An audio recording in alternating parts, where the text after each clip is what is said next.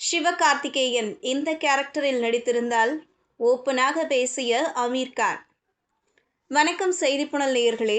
லால் சிங் சத்தா தோல்விக்கு பிறகு நடிப்பிலிருந்து விலக நினைத்த அமீர் கான் சித்தாரே ஜமீன் பார் தயாரிப்பாளராக மட்டுமே இருக்க முடிவு செய்தார். ஆனால் பின்னர் கதாநாயகனாக நடிக்க முடிவு செய்தார். பாலிவுட் சூப்பர் ஸ்டார் அமீர் கான் சமீபத்தில் தனது சமீபத்திய படமான சித்தாரே ஜமீன் பர்ரின் நடிகர் தேர்வு பற்றி தனியார் செய்தி நிறுவனத்திற்கு பேட்டியளித்துள்ளார். லால் சிங் சத்தாவின் தோல்விக்கு பிறகு தான் உணர்ச்சி வசப்பட்டு சோர்வடைந்ததாகவும் சிறிது காலம் நடிப்பிலிருந்து விலக விரும்புவதாகவும் கூறினார் அமீர் கான்.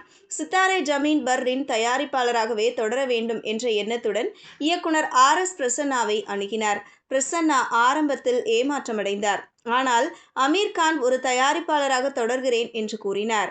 இந்த படம் முதலில் இருமொழி படமாக ஹிந்தி மற்றும் தமிழ் என இரு மொழிகளில் தயாராக திட்டமிடப்பட்டிருந்ததாகவும், ஹிந்தி பதிப்பிற்காக ஃபர்ஹான் அக்தருடனும் தமிழ் பதிப்பிற்காக சிவகார்த்திகேயனுடனும் பேச்சுவார்த்தை நடத்தி வருவதாகவும் நடிகர் மேலும் தெரிவித்தார். இறுதி ஸ்கிரிப்ட் விவாதங்களின் போது தான் ஏன் அந்த வேடத்தில் நடிக்கவில்லை என்ற ஒரு வலுவான உள் உணர்வை அனுபவித்ததாக அமீர் ஒப்புக்கொண்டார்.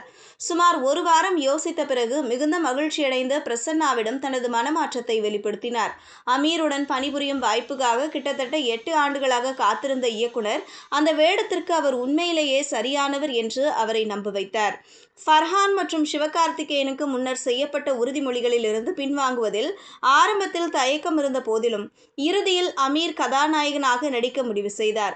சித்தாரே ஜமீன் பர் 2018ஆம் ஆண்டு வெளியான சாம்பியன்ஸ் என்ற ஸ்பானிஷ் திரைப்படத்தின் அதிகாரப்பூர்வ தழுவலாகும்.